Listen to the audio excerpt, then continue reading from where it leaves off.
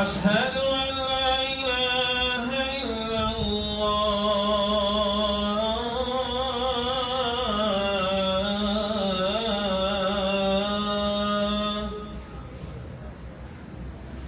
أشهد أن محمدا رسول الله.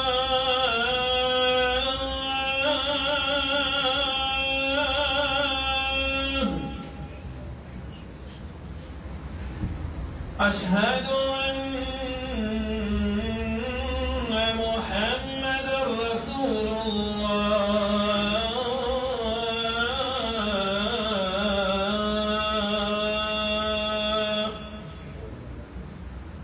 حي على الصلاة.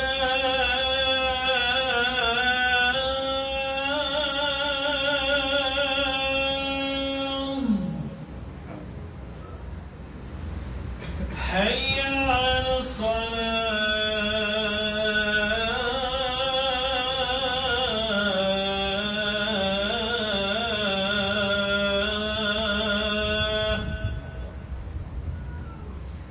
حي على الفلاح.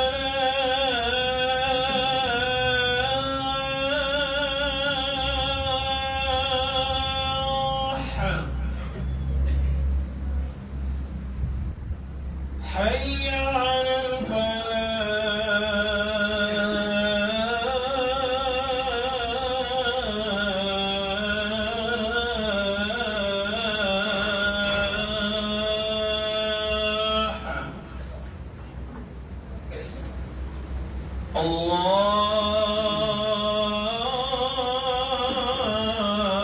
الله أكبر. الله أكبر. لا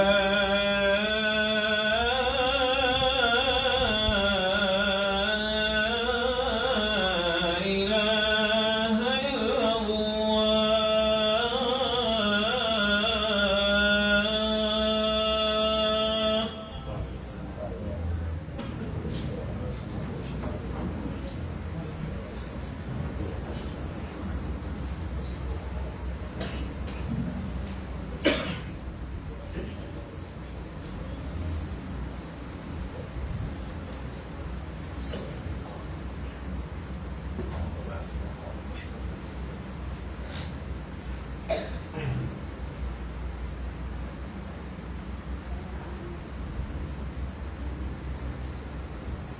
إن الحمد لله نحمده ونستعينه ونستغفره ونؤمن به ونتوكل عليه ونعوذ بالله من شرور أنفسنا ومن سيئات أعمالنا. من يهده الله فلا مضل له ومن يضلله فلا هادي له. وأشهد أن لا إله إلا الله وحده لا شريك له. وأشهد أن محمدا عبده ورسوله. أما بعد فإن خير الحديث كتاب الله وخير الهدي هدي محمد صلى الله عليه وسلم وشر الأمور محدثاتها وكل محدثة بدعة وكل بدعة ضلالة وكل ضلالة في النار. يقول الله سبحانه وتعالى في كتابه الحكيم: أعوذ بالله السميع العليم من الشيطان الرجيم. فمن كان يرجو لقاء ربه فليعمل عملا صالحا ولا يشرك بعبادة ربه أحدا. ہر قسم کی تعریف، توصیف، حمد و ستائش کبریائی اور بزرگی اس اللہ تبارک و تعالیٰ کے لیے لائق و سزاوار ہے جو سارے جہانوں کا خالق و مالک ہے، مربی اور پالنہار ہے۔ بعدہ بے شمار درود و سلام نازل ہو اس کے آخری نبی و رسول جناب محمد مصطفیٰ صلی اللہ علیہ وسلم پر۔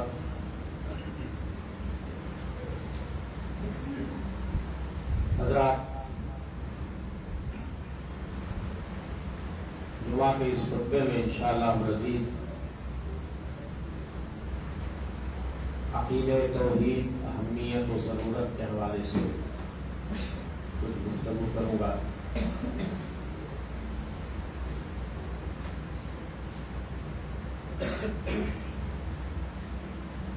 سوال یہ ہے کہ ہم سب توحید والے ہیں، تو پھر توحید کے عنوان پہ بولنے یا تقریر کرنے کی ضرورت کیا ہے؟ ایسا کہا اور سنا جاتا ہے، خاص طور سے ان جگہوں پر جہاں لوگ خاندانی یا پشتینی اہل حدیث ہیں، تو عام طور پہ توحید کے حوالے سے وہاں گفتگو کم ہوتی ہے۔ حالانکہ یہ ہم سب کی خام خیالی ہے، غلط فہمی ہے، لیکن بھائی توحید کی ضرورت سب کو ہے۔ بھلے ہم توحید والے ہیں، اللہ کا فضل اور احسان ہے، اور اس نعمت پہ ہم جتنا شکریہ ادا کریں اللہ کا کم ہے کہ اس نے ہمیں موحد بنایا، لیکن توحید کی حفاظت اور توحید کی اہمیت اور اس کی ضرورت کو سمجھنا اور توحید کے تقاضوں کو سمجھنا، توحید کے دلائل کو سمجھنا، یہ ہم سب کی ذمہ داری ہے۔ توحید کے دلائل ہم نہیں سمجھیں گے تو دنیا کو توحید کی اہمیت کیا بتائیں گے؟ اور ویسے بھی ہم سب جس طرح موحد ہیں، ایمان والے بھی ہیں، ہمارے سینوں میں ایمان ہے کہ نہیں ہے؟ ہر کسی کے سینے میں ایمان ہے، لیکن ایمان کے بارے میں اللہ کے رسول صلی اللہ علیہ وسلم نے فرمایا، ان الایمان لیخلق فی جوف احدکم کما یخلق الثوب۔ ایمان دلوں میں پرانا ہونے لگتا ہے، جیسے کپڑا کثرت استعمال کے نتیجے میں دھیرے دھیرے کیا ہوتا ہے؟ پرانا ہونے لگتا ہے، اس کی شائننگ کم ہونے لگتی ہے۔ تو اب ضرورت کیا ہے؟ فَاسْأَلُوا اللَّهَ أَن يُجَدِّدَ لَكُمْ إِيمَانَكُمْ۔ اللہ سے دعا کرو، سوال کرو اور کوشش کرو کہ اللہ تمہارے سینوں میں ایمان کی تجدید کرتا ہے۔ ایمان کے چراغ کی لو کبھی کبھی مدھم ہونے لگتی ہے، تو ایمان کے چراغ میں جس طرح تیل ڈالنے کی ضرورت ہوتی ہے تاکہ ایمان کے چراغ کی لو جو ہے وہ بڑھ جائے، اسی طریقے سے ہم سب توحید والے ہیں آلریڈی الحمدللہ، لیکن کبھی کبھی ہم توحید کے تقاضوں کو سمجھنے میں کوتاہیاں کرنے لگتے ہیں، توحید کی اہمیت اور اس کی ضرورت دنیا کے سامنے بیان کرنے میں ہمارے یہاں کوتاہیاں ہیں، اور توحید کی ضد جو ہے اپوزٹ شرک ہے۔ ہم اہل حدیثوں کے یہاں بھی جانے میں نہ جانے میں، شعوری طور پہ غیر شعوری طور پہ بہت ساری شرکیہ باتیں بھی ہم بول جاتے ہیں کبھی کبھی، اور بہت سے شرکیہ اعمال ہمارے گھروں میں بھی کبھی کبھی پائے جاتا ہے۔ اس خوش فہمی میں مت رہیے کہ ہم شرک سے بالکل مبرہ اور پاک صاف ہو گئے، کبھی غیر شعوری طور پر لا علمی میں ہم سے بھی اس طرح کی چیزوں کا صدور ہو جاتا ہے۔ ابھی میں ایک جگہ سفر پہ تھا، اہل حدیث ڈرائیور ہے، گاڑی کے آگے سے بلی نکل جاتی ہے تو کہتا ہے مولوی صاحب شاید کوئی خطرہ ہے۔ میں نے کہا تم اہل حدیث ہو؟ الحمدللہ. میں نے کہا پھر اتنا ایمان عقیدہ تمہارا پھسپھسا ہے کہ ایک بلی کے راستہ کاٹ جانے سے تم ڈر گئے اور تم نے یہ سوچنا شروع کر دیا کہ شاید آگے کوئی ہمیں خطرہ لاحق ہو سکتا ہے. ہمارے گھروں میں بھی خواتین بہت ساری ہیں جو شرکیہ باتیں بولتی رہتی ہیں. خاندانی پشتینی اہل حدیث ہے بھائی، لیکن اس کے باوجود بھی بہت سی شرکیہ باتیں ہماری عورتیں، دادی، اماں لوگ بھی بولتی رہتی ہیں. بہت سارے لوگ جن کا ایمان اور عقیدہ پھسپھسا ہوتا ہے تعویذ گنڈوں میں چکر میں پڑ جاتے ہیں. کیا اہل حدیث نہیں پڑھتے؟ کتنے ایسے ہیں جو ڈھونگیوں کے چکر میں پڑ کر کے ایمان عقیدہ برباد کرنا شروع کر دیتے ہیں. کوئی تعویذ لٹکا کے گھوم رہا ہے، کوئی گنڈا پہن کے گھوم رہا ہے.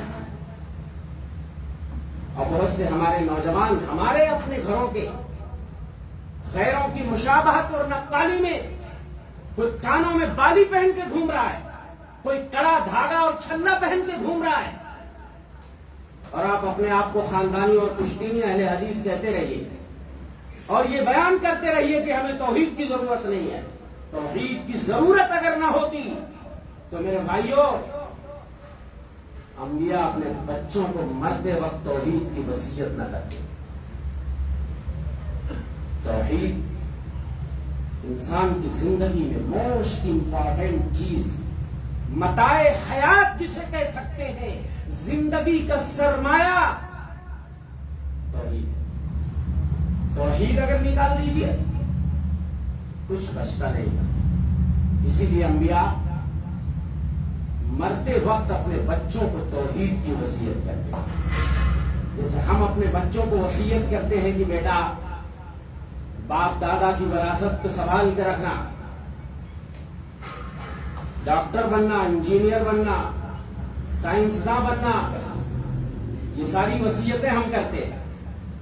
لیکن انبیاء پہلی وصیت مرتے دم تک اللہ واحد کے ساتھ کسی کو شریک نہیں کرنا، اور جان جائے تو اسی عقیدے توحید پر جائے اور زندگی میں کبھی بھی شرک کے قریب نہیں جائے. حضرت نوح کو دیکھ لیجیے. حضرت نوح کی جب وفات کا وقت آیا تو اپنے بیٹے سے کہا انی قاص علیک الوصیہ، اے میرے بیٹے میں تمہارے سامنے اپنے لکھی ہوئی اپنے ہاتھوں کی وصیت پڑھ کے سنانا چاہتا ہوں. اور ہر آدمی کی وصیت اس کے سرانے ہونی چاہیے. آمرک باثنتین وانہاک عن اثنتین، دو باتوں کا حکم دیتا ہوں اور دو چیزوں سے روکتا ہوں. میں تمہیں حکم دیتا ہوں لا الہ الا اللہ محمد رسول اللہ، اشہد ان لا الہ الا اللہ واشہد ان محمد رسول اللہ کی وصیت کرتا ہوں. میرے بیٹے اگر ساتوں زمینیں اور ساتوں آسمان ترازو کے ایک پلڑے میں رکھ دیے جائیں اور بقیہ چیزیں ترازو کے دوسرے پلڑے میں لا الہ الا اللہ کو آپ رکھ دیجئے، ساری چیزیں ایک پلڑے میں، 7 زمین اور 7 آسمان، اور دوسرے پلڑے میں لا الہ الا اللہ، رجحت بہن لا الہ الا اللہ. لا الہ الا اللہ یہ وہ کلمہ ہے ساتوں زمینوں اور آسمانوں کو لے کر جھک جائے. وَلَوْ أَنَّ السَّمَاوَاتِ السَّبْعَ وَالْأَرْضِينَ السَّبْعَ كُنَّ حَلَقَةً مُبْهَمَةً، اگر ساتوں زمین اور ساتوں آسمان ایک گول چھلا کی طرح ہو جائے، ایک کڑا جیسے ہوتا ہے لوہے کا، ساتوں زمین و آسمان کو ملا کے گول چھلا بنا دیا جائے، فَسَمَتْهُنَّ لَا إِلَٰهَ إِلَّا اللَّهُ، یہ وہ کلمہ ہے جو ساتوں زمینوں اور آسمانوں کو ڈائنامیٹ کر دے گا، چورا چورا کر دے گا. یہی وہ کلمہ ہے. اگر صدق دلی سے آدمی اس کو پڑھ لے، آئے جنت کے 8 دروازوں میں سے جس سے چاہے داخل ہو. عبادہ بن صامت کی روایت فرماتے ہیں کہ اللہ کے رسول نے فرمایا من قال اشهد ان لا الہ الا اللہ واشهد ان محمد رسول اللہ، جس نے اس بات کو کہہ لیا، اس کلمے کو زبان سے صحیح دل سے پڑھ لیا، میں گواہی دیتا ہوں کہ اللہ کے علاوہ کوئی معبود برحق نہیں ہے اور محمد صلی اللہ علیہ وسلم اللہ کے رسول ہے، وَأَنَّ عِيسَىٰ عَبْدُ اللَّهِ وَرَسُولُهُ، عیسیٰ بھی اللہ کے بندے اور اس کے رسول ہیں، وَكَلِمَتُهُ أَلْقَاهَا إِلَىٰ مَرْيَمَ، اور اس کا کلمہ ہے جو اس نے مریم میں ڈال دیا، وَرُوحٌ مِّنْهُ، اس کی روح ہے، وَأَنَّ الْجَنَّةَ حَقٌّ وَالنَّارَ حَقٌّ، اور اس بات کی گواہی دیتا رہا کہ جنت حق ہے، جہنم حق ہے، أَدْخَلَهُ اللَّهُ الْجَنَّةَ مِنْ أَيِّ أَبْوَابِ الْجَنَّةِ الثَّمَانِيَةِ شَاءَ، جنت کے 8 دروازوں میں سے جس دروازے سے چاہے گا وہ داخل ہو جائے گا جنت میں۔ اور ایک روایت میں اس کے عمل چاہے جیسے ہوں وہ جنت میں ضرور داخل ہوگا۔ اب آپ کہو گے کوئی لا الہ الا اللہ سچے دل سے پڑھتا ہے لیکن بقیہ اعمال اچھے نہیں ہیں۔ جی ہاں، یہی تو چمتکار ہے اس کلمے کا کہ لا الہ الا اللہ اگر سچے دل سے بندہ کہتا ہے اور عقیدہ توحید پر مرتے دم تک قائم رہتا ہے اور شرک سے دامن بچاتا رہتا ہے تو اس کا آخری ٹھکانہ جنت ہے۔ اگر بقیہ اعمال اس کے اچھے نہ بھی ہوئے، اللہ تو چاہے گا اپنے فضل و کرم سے معاف کر دے گا، اس کے گناہوں پہ پردہ ڈال دے گا۔ اگر وہ جہنم میں ڈالا بھی گیا توحید کی برکت سے اسے نکالا جائے گا اور اس کا آخری ٹھکانہ کیا ہے؟ جنت۔ اور دنیا سے جاتے ہوئے اگر کسی کی زبان پہ یہ کلمہ جاری ہو جائے، من کان آخر کلامہ من الدنیا لا الہ الا اللہ دخل الجنہ، دنیا سے جاتے ہوئے اگر کسی کی زبان پہ یہ کلمہ جاری ہو جائے لا الہ الا اللہ، وہ جنت میں جائے گا۔ اور دوسری روایت میں ان اللہ حرم علی النار من قال لا الہ الا اللہ یبتغی بذلک وجہ اللہ، بے شک اللہ نے جہنم پہ اس شخص کو حرام قرار دے دیا جو لا الہ الا اللہ کہے لیکن شرط لگی ہوئی ہے، صرف کہے نہیں، یبتغی بذلک وجہ اللہ، اس کے ذریعہ وہ اللہ کی رضا چاہے، خوشنودی چاہے، اور جو اللہ کی رضا چاہے گا وہ کلمے کے مطابق ہی زندگی گزارے گا، تو پھر تو وہ جہنم میں ہی حرام ہے۔ اگر کلمے کے سانچے میں کسی نے ڈھال لیا، اب کلمے کے تقاضوں کو سمجھ گیا، کلمے کی شرطوں کو پورا کرتا رہا تو وہ جہنم پہ ہی حرام ہے آلریڈی۔ کتنے مسلمان ہیں جو کلمہ تو پڑھتے ہیں، پوچھ لیجیے لا الہ الا اللہ کی کتنی شرط ہیں؟ میں گارنٹی کے ساتھ کہتا ہوں 95% لوگ نہیں بتا پائیں گے، کہنے کو ہم سب اہل حدیث ہیں۔ اور لا الہ الا اللہ جنت کی کنجی ہے، لیکن کنجی میں دندانے ہوتے ہیں، دانت۔ اور لا الہ الا اللہ اگر ہے مگر عمل نہیں ہے، کلمے کے تقاضوں کو آدمی نہیں سمجھ رہا ہے، پورا نہیں کر رہا ہے، اس کی شرطوں کو نہیں پورا کر رہا ہے، تالا نہیں کھلے گا۔ اسی لیے وہاب بن منبہ سے پوچھا گیا لا الہ الا اللہ تو جنت کی کنجی ہے، کہنے لگے کنجی تو ضرور ہے لیکن ہر کنجی میں دندانے ہوتے ہیں اور بغیر دندانے کے کبھی تالا نہیں کھلتا، تو کلمے کے تقاضوں کو پورا نہ کرنا ایسے ہے جیسے بغیر دندانے والی چابی لے کے تالا کھولنا، اور اس چابی سے کبھی تالا نہیں کھل سکتا۔ تو میرے بھائیو، لا الہ الا اللہ کے سانچے میں ڈھالنا پڑے گا اپنے آپ کو۔ صرف زبان سے یہ کلمہ آدمی سرسری پڑھ لیتا ہے تو گیا موحد، زبان سے کہہ بھی دیا لا الہ تو کیا حاصل، زبان سے کہہ بھی دیا لا الہ تو کیا حاصل، دل و نظر جو مسلمان نہیں تو کچھ بھی نہیں۔ کلمے کے کی شرطیں ہیں، 7 شرطیں، آئیے سمجھنے کی کوشش کرتے ہیں۔ سب سے پہلی شرط یہ ہے یہ کلمہ پڑھنے کے لیے اس کلمے کا علم ہونا چاہیے۔ کیا ہونا چاہیے؟ علم ہونا چاہیے۔ یہ کلمہ ہم سے تقاضا کیا کرتا ہے؟ اس کلمے کو سمجھ کے پڑھنا ہے، صرف سرسری روٹینی انداز سے کہ دنیا کہتی ہے لا الہ الا اللہ، صاحب ہم نے بھی کہہ دیا فَاعْلَمْ أَنَّهُ لَا إِلَٰهَ إِلَّا اللَّهُ۔ قرآن کہتا ہے جان لو کہ اللہ کے علاوہ کوئی معبود برحق نہیں ہے۔ تو علم پہلے ہے، کلمہ بعد میں۔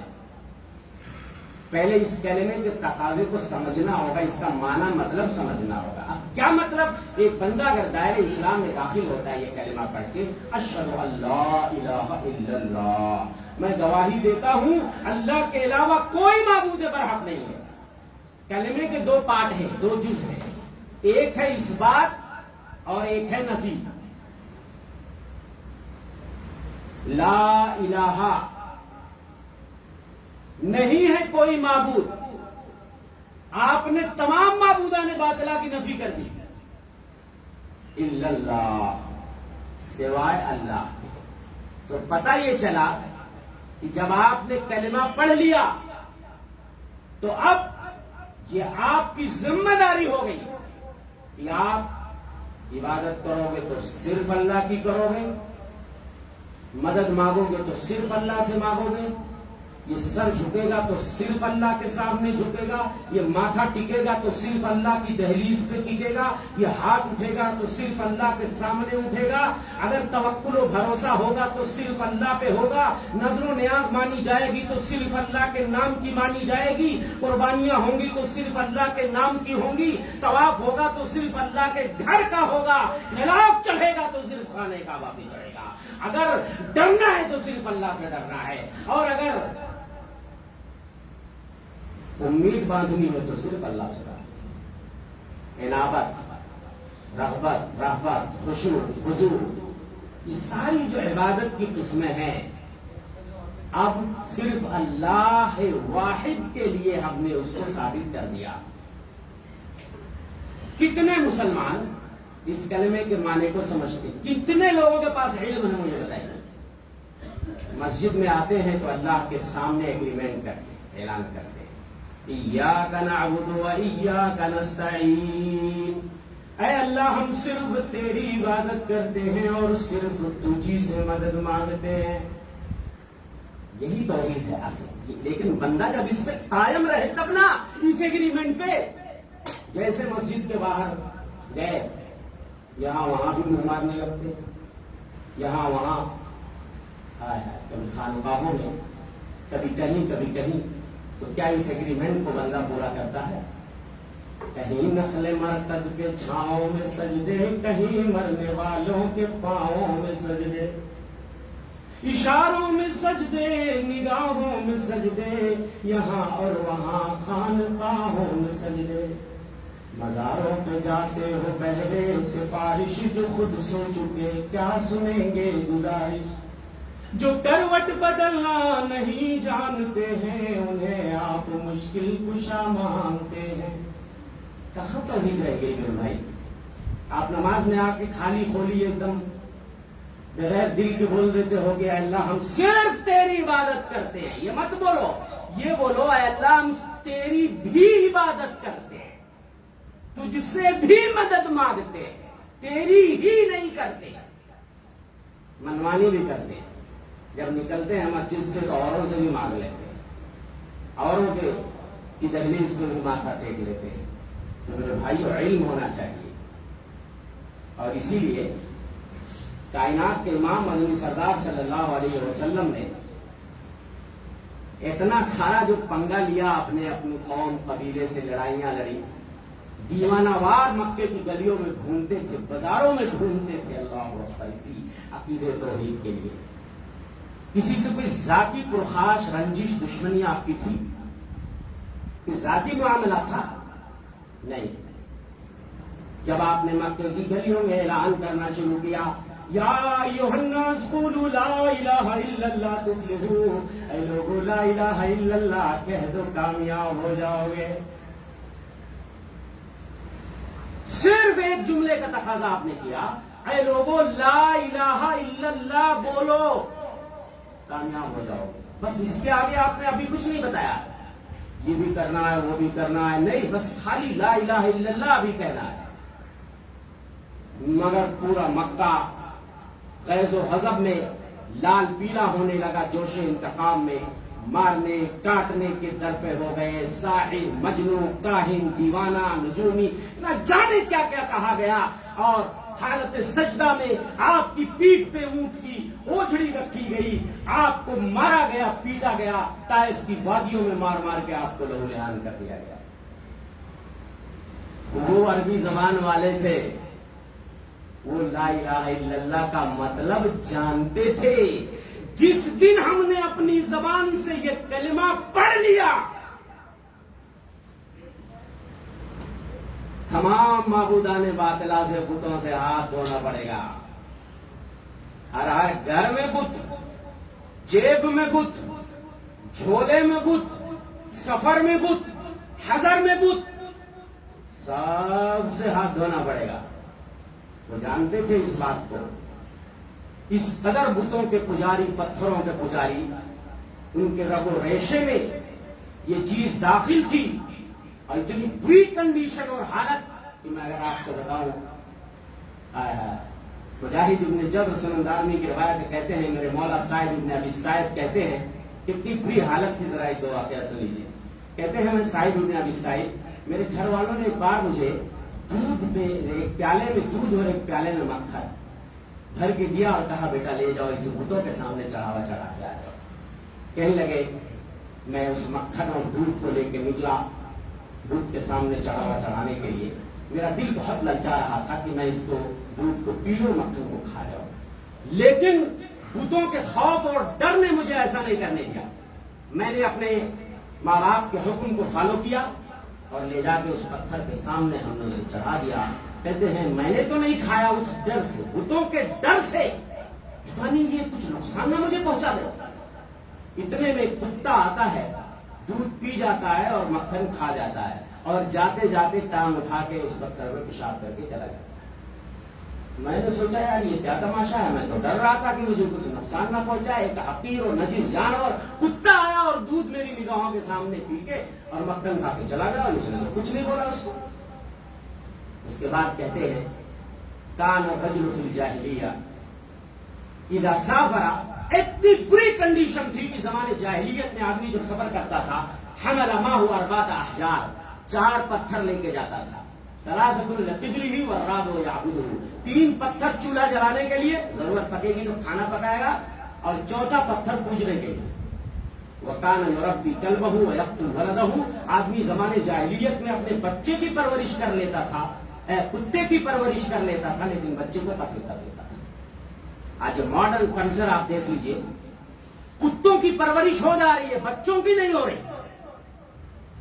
اتنی بری حالت زمانے جاہلیت کی روش اور ایک جھلک آج معاشرے میں دیکھنے کو ملتی ہے۔ بچہ پیدا کرنے کی توفیق نہیں ہے، ایک بچہ کر لیے، مشکل سے 2 کر لیے، اور اس کے بعد گھر میں کتے بلی پال رہے ہیں، ان کے اوپر خرچ کر رہے ہیں، لائف بوائے صابن سے نہلا رہے ہیں، انہیں بسکٹ کھلا رہے ہیں، لیکن بچے پہ خرچ کرنے کی طاقت نہیں۔ زمانے جاہلیت میں لوگ ایسا کرتے تھے، کتا پال لیتے تھے لیکن بچہ نہیں پال پاتے تھے۔ آج گھر گھر کی کہانی ہم اپنی بلڈنگ میں آپ کو بتا سکتے ہیں جہاں ہم رہتے ہیں، کتنے لوگ ایسے ہیں گھروں میں بچے نہیں پیدا کرنا چاہتے، گھر کے نیچے کتا پال کے رکھتے ہیں، گھر میں بلی پال کے رکھتے ہیں، ان کے اوپر سینکڑوں روپے خرچ کر رہے ہیں، کاروں میں لے کے لوگ کتے کر رہے ہیں۔ ابو رجا الوتاردی کہتے ہیں زمانے جاہلیت میں آدمی جو ہے ہم بت پوجا کرتے تھے، حالت ہماری یہ تھی پتھر جسے ہم پوجتے تھے اس سے سندر پتھر اگر مل جاتا خوبصورت، اس کو پھینک دو، اس کو پوج دینا، اور سفر میں اگر کبھی پتھر نہیں ملتا تو بالو اور ریت جمع کر کے اس کے اوپر کوئی بکری پکڑ کے لاتے تھے اور اس کا دودھ نکالتے تھے اور پھر اسی کے گرد طواف کرنا شروع کر دیا، پوجا شروع کر دیا۔ ابو عثمان نہدی اسی طرح کہتے ہیں ایک بار سفر میں ہم لوگ تھے تو ہمارا معبود گم ہو گیا۔ وہ کون سا معبود بھیا جو گم ہو جائے؟ کہتے ہمارا معبود گم ہو گیا۔ اتنے میں سفر میں ایک منادی ندا دیتا ہے، یا اہل الرحال ان ربکم قد ہلک فالتمسوا ربا، ओ कजावे और डेरे वालों, तुम्हारा रब गुम हो गया है, तुम अपने रब को तलाश करो। कहते हैं फखरजना अला कुल्ल साबिन व दलूल, हर ऊंच नीच घाटी पहाड़ी सब हमने छान मारे, परेशान है अपने माबूद को ढूंढने के लिए। इतने में कानों से आवाज टकराती है, इन्ना कद वजदना रब्बकुम, ओ लोगों अपने डेरों में लौट आओ, परेशान होने की जरूरत नहीं, हमने तुम्हारे माबूद को पा लिया। फैदा हुआ हजर, हम देखते एक पत्थर था जो रास्ते में गुम हो गया था, उसी को ढूंढा जा रहा था। इस खुशी में कि हमारा माबूद हमें मिल गया, फनहरना अलैहिल जुज़ुर, कई ऊंट लाके हमने कुर्बान कर दिए कि हमारा माबूद मिल गया, इससे खुशी की बात क्या हो सकती है। ऐसे जटिल मुआशरे को बदलना, जितने कंकर उतने शंकर वाली बात थी, ये सबके बस का रोग नहीं था मेरे भाइयों। कायनात के इमाम मदनी सरदार इसी तौहीद के लिए दीवानावार फिरते थे, बाजारों में जाते थे। जुल्मजाज का एक बाजार मक्के के पास मंडी लगती थी, बाजार में क्या करने आदमी जाता है, वो है जो जाके बाजार में तबलीग करे, खरीदो फरोख्त के लिए लोग जाते हैं। लेकिन आमिना के लाल को खरीदो फरोख्त की फिक्र नहीं थी। बाजार में एक बार घूम रहे हैं दीवानावार, कह रहे या अय्युहन्नास कूलू ला इलाहा इल्लल्लाह, अरे लोगों बाजार वालों ला इलाहा इल्लल्लाह पढ़ लो, बर्बाद हो जाओगे, मर जाओगे, दुनिया भी बर्बाद आखिरत भी बर्बाद। इसलिए होश के नाखुन लो, अरे लोगों मेरी बात मान लो। अभी नई नई दावत का आगाज आपने किया है, बहुत सारे लोग पहचानते भी नहीं थे। रावी कहते हैं आप जहां जहां जा रहे बाजार में, कह रहे या अय्युहन्नास कूलू ला इलाहा इल्लल्लाह, ऐ लोगों ला इलाहा इल्लल्लाह पढ़ लो। एक आदमी पीछे से पत्थर मारते जा रहा है, पत्थर मार मार के उसने आपकी एड़ियों को खून आलूद कर दिया है, एड़ियों से खून बह के जूते में जम गया है। रावी कहते हैं मैं पहचानता नहीं था, लोगों से मैंने पूछा ये कौन है भैया जो ला इलाहा इल्लल्लाह की तबलीग कर रहे हैं। उन्हें पता था ला इलाहा इल्लल्लाह का मतलब क्या है, अरबी वाले थे, कौन है ये। लोगों ने बताया हादा गुलाम बनी अब्दुल मुत्तलिब, ये बनी अब्दुल मुत्तलिब का एक लड़का है। ऐसे बोलता रहता, दुनिया समझती थी दीवाना होगा, कोई मजनू कोई पागल है तो बोलता रहता है ऐसे। ये कौन है जो पत्थर बरसा रहा है, पता चला ये अब्दुल उज़्ज़ा अबू लहब है। लेकिन दुनिया को क्या मालूम था कि दुनिया जिसे मजनू पागल दीवाना समझती थी, जिसे एक लड़का और एक छोकरा लोग समझ रहे थे अभी तक, अरे वही तो आया था इंसानियत की नैया पार लगाने। वो अगर ना आया होता तो इंसानियत तब कदम तोड़ चुकी होती। इंसानियत मौत और हयात की कश्मकश में थी, इंसानियत की कश्ती डूब रही थी। मोहम्मद सल्लल्लाहु अलैहि वसल्लम ने आकर के लोगों को बचा लिया, लोगों को बंदों की बंदगी से निकाल के अल्लाह वाहिद की बंदगी की तरफ फेर दिया। वो सर जो बुतों के सामने झुकते थे उसे अल्लाह वाहिद के सामने झुका दिया। कोई किसी से आपकी दुश्मनी नहीं थी। इसके लिए आपको जंगें लड़नी पड़ी, अपने कौम कबीले घर बार शहर सबको त्याग देना पड़ा, छोड़ना पड़ा। लेकिन ये सब कुछ इसी अकीदे तौहीद के लिए मेरे भाइयों बर्दाश्त करना पड़ा। इसलिए जरूरत है मेरे भाइयों इस कलमे के तकाजों को समझो। ला इलाहा इल्लल्लाह की शर्तों, 7 शर्तें, मेरे पास वक्त नहीं है, 7 शर्तों को अपने इमाम साहब से समझ लीजिएगा। इल्म होना चाहिए, इखलास है, मोहब्बत है, सिद्क है, इन्क़ियाद है। ये 7 शर्तें इस तरीके से आप किताबों में भी पढ़ करके इसको अच्छे से समझ लीजिए। 7 शर्तें हैं इस कलमे की। इन कलमों को समझना, उसके मुताबिक जिंदगी बसर करना और समझ के रह जाना नहीं।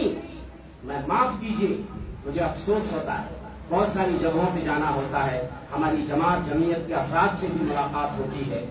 लोग चैरिटी का काम बहुत करते हैं, खिदमत इंसानियत, लाखों रुपए सालाना बजट खास है बेवाओं के लिए, यतीमों के लिए, गरीबों के लिए, बहुत अच्छी बात है। हमने ये सवाल बहुत सारी जगहों पे किया, अकीदा और मनहज की तरवीज और इशाअत के लिए आप कितना बजट आपने खास किया है और कितने लोगों को रखा है और कितनी मेहनत हो रही है। पता चला 90% चैरिटी का काम हो रहा है, 10% अकीदे और मनहज का काम हो रहा है। मैंने कहा बदल दीजिए इस निजाम को, आप 10% भले ही चैरिटी का काम कीजिए खिदमत इंसानियत का, 90% आप अकीदा और मनहज की इशाअत कीजिए। आज दुनिया शिर्क और बुत परस्ती की दलदल में डूबी है, लोगों को घर बना के दे देना ये कमाल नहीं है। अरे लोगों, لوگ اجڑ گئے ہیں، انہیں بسا دینا کمال نہیں ہے، ان کے دل کی دنیا بسا دو۔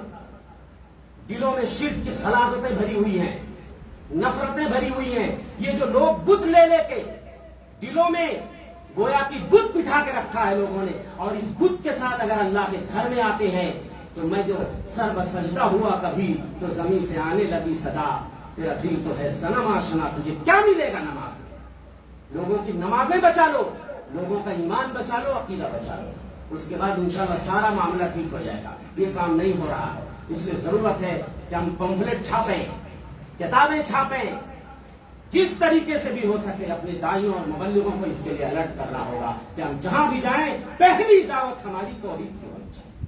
توحید پہ بات نہیں ہوئی، آپ دیکھ لیجیے، آپ دوسروں کے وہاں میٹھی میٹھی گولیاں سے دی جا رہی ہیں، آپ کی توحید شرک حرام ہے، اس کے اوپر گفتگو کر، صرف میٹھی گولی دیتے رہو، نہیں ہوتا۔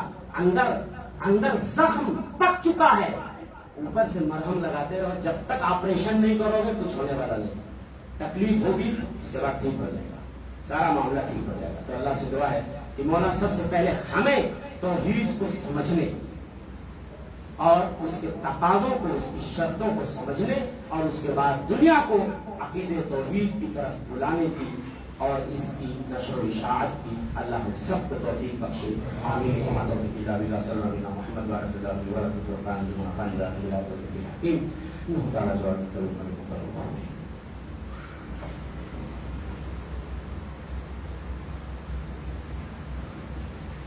الحمد لله نحمده ونستعينه ونستغفره ونؤمن به ونتوكل عليه ونعوذ بالله من شرور انفسنا ومن سيئات اعمالنا، من يهده الله فلا مضل له ومن يضلل فلا هادي له، واشهد ان لا اله الا الله وحده لا شريك له، واشهد ان محمدا عبده ورسوله، اما بعد فان خير الحديث كتاب الله وخير الهدي هدي محمد صلى الله عليه وسلم، وشر الامور محدثاتها وكل محدثه بدعه وكل بدعه ضلاله وكل ضلاله في النار۔ بعض الله رحمكم الله ان الله يامر بالعدل والاحسان وايتاء ذي القربى وينهى عن الفحشاء والمنكر والبغي يعظكم لعلكم تذكرون، ولذكر الله تعالى اعلى واولى واكبر واكبر۔